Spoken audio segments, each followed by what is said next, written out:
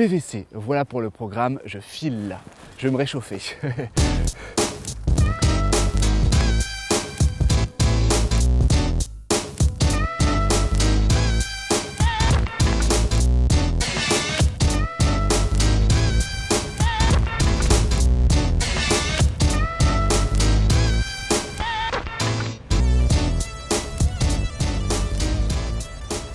Chers téléspectateurs, juste pour commencer cette émission, j'ai une petite question à vous poser. Est-ce que vous savez devant quel objet je suis? Et non, ce n'est pas un décor virtuel. Je vais m'avancer vers mon invité, Jacques Burel, et vous allez découvrir un écran. Bonjour Jacques, un écran dans un écran.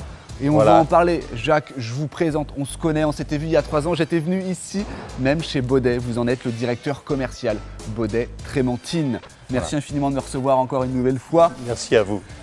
Cet écran, il est géant. Et il va partir à Paris. Dommage, je pensais que vous alliez l'emmener chez moi.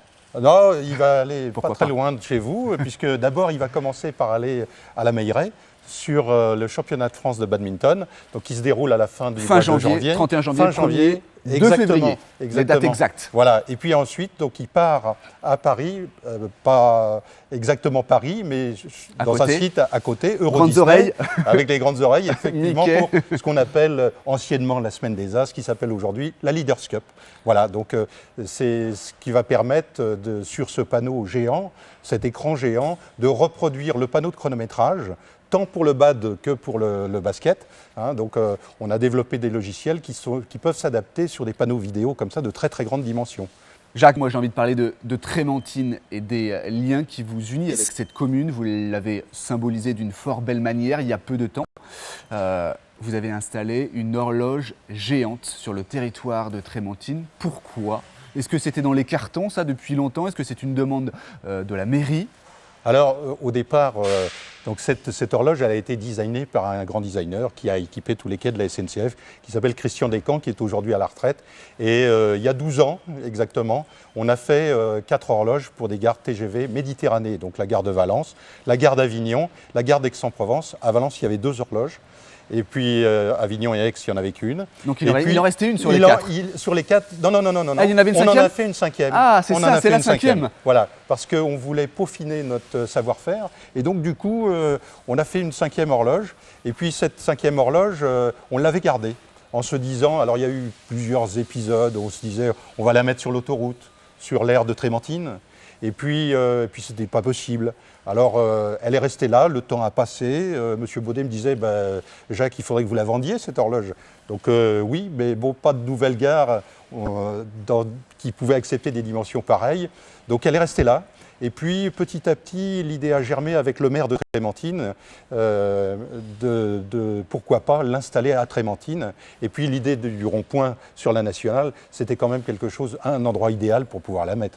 Donc, monsieur le maire et son conseil ont accepté qu'on mette l'horloge sur ce rond-point de Trémentine. Donc, cette horloge qui est absolument magnifique, parce qu'en plus de ça, elle a un mouvement particulier. Un mouvement qui est inversé par rapport à un mouvement classique d'horlogerie. D'habitude, les mouvements sont à l'intérieur de l'horloge. Eh bien là, elle est à l'extérieur, elle est en porte-à-faux. Donc si vous regardez bien quand vous passez devant cette horloge, les 2 aiguilles sont inversées. L'aiguille des minutes et l'aiguille des heures sont complètement inversées. Et le mouvement, il est dans cette espèce de cône qui rappelle un peu le nez du Messerschmitt, de l'avion Messerschmitt. Eh bien le mouvement, il est dedans. Donc un mouvement qui fonctionne à l'envers. La prochaine fois que vous passez devant, vous regarderez bien. Ah oui. Vous êtes plus que jamais attaché à vos terres aujourd'hui, vous êtes pas prêt de les quitter. Bien sûr, on n'est pas prêt de les quitter parce que 1868, on est installé, la famille Baudet est installée dans le village et on installe cette première horloge dans le clocher de Trémentine. Il ne faut pas oublier non plus que dans les premiers chronos que l'on ait faits, aussi il y a Trémentine. Les premiers chronos de basket, ils sortent de Trémentine. Il faut vous rappeler que le curé de Trémentine, à cette époque-là, était entraîneur de basket quand même, en 1969. Donc c'est aussi important. Donc voilà. Donc c'est aussi un lien très fort avec la commune de Trémentine. J'en profite pour redresser un portrait de l'entreprise. Combien de personnes travaillent sur le site de Trémentine? Sur le site de Trémentine, il y a environ 150 personnes à peu près. Vous savez qu'on a aussi un site maintenant, un centre de recherche et développement qui est basé au Cormier, où on fait que du logiciel. On est passé maintenant, on doit être à peu près le 23e ou 24e éditeur de logiciels français, donc ce qui est quand même un événement aussi très important pour nous. Vous êtes sur l'Hexagone, vous êtes Oui. en Europe et vous avez installé un bureau récemment à Dubaï. Faites-nous À Dubaï, rêver. oui, tout à fait. Parce que, eh bien, on a des liens avec le Moyen-Orient, on fait beaucoup d'hôpitaux, on fait des universités, on a fait la Sorbonne, on a fait une chaîne de télévision que vous connaissez qui s'appelle Al Al Jazeera. Jazeera. Al Jazeera. Vous avez signé un contrat. Oui, on a signé un contrat de 500 horloges, donc c'était voilà, bon, c'était déjà fin 2012, mais bon, ça s'est déployé sur 2013 également. Et puis on a aussi des ambitions de travailler encore plus dans ces pays-là, dans le ferroviaire, dans l'aéroportuaire, dans les hôpitaux, dans les écoles, les universités. Voilà, donc c'est plein de beaux projets à développer. pour voilà, l'avenir. tout à fait. Tout à fait. Jacques, on se croise souvent sur le terrain récemment d'ailleurs. On s'est vu du côté de la Tour Landry il y a quelques semaines, quelques mois maintenant, Oui. pour l'inauguration des nouvelles cloches, du clocher. Voilà. Donc voilà, la Tour Landry. Vous La y Tour avez Landry, participé. j'y ai participé. Alors, c'est pas moi qui ai installé les cloches, hein. Je suis depuis 35 ans chez Baudet, mais j'en ai monté des cloches, mais plus maintenant. Voilà. Mais ce sont les cloches de Saint-Georges-des-Gardes Que vous avez récupéré. que l'on a récupérées, qui étaient entreposées à Chemillé. Et une de ces cloches est classée d'ailleurs monument historique.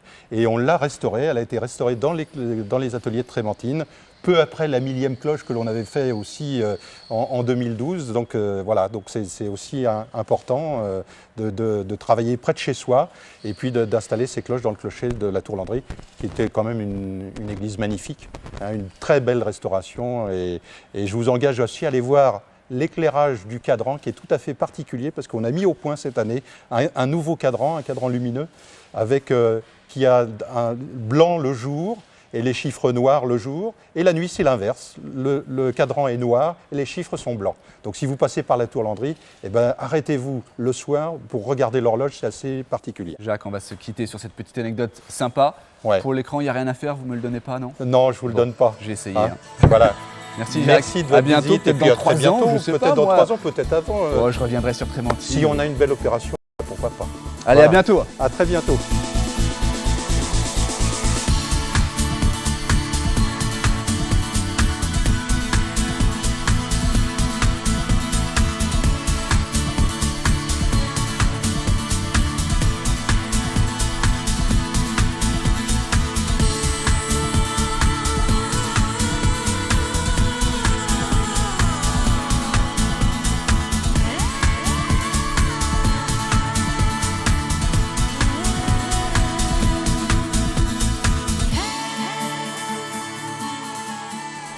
Allez, vous allez me voir arriver avec ma chasuble jaune. Je suis là. Quel temps.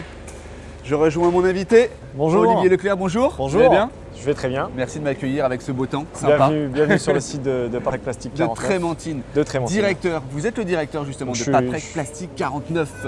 Oui, tout à fait. Je suis le directeur donc, du site de Paprec Plastique 49. Donc, Entreprise de recyclage spécialisée dans le plastique et même le PVC plus précisément. En gros, c'est ça votre cœur de métier? oui, notre cœur de métier sur Trémentine, c'est le plastique et 100% PVC. On a un site qui est 100% dédié au PVC sur Trémentine. Depuis combien de temps si on ouvre le livre d'histoire? Donc, si on ouvre le livre d'histoire, l'activité sur Trémentine a démarré pour Paprec en 2001 avec le rachat de la société Gimer. Gimer. D'accord. Et en 2001, en fait, le site traitait différents types de matières plastiques différentes. Dans les années 2004-2005, le groupe a décidé de dédier le site de Trémentine sur la partie PVC par son implantation géographique, puisque dans le Grand Ouest, il y a quand même une grosse activité Menuiserie. menuiserie.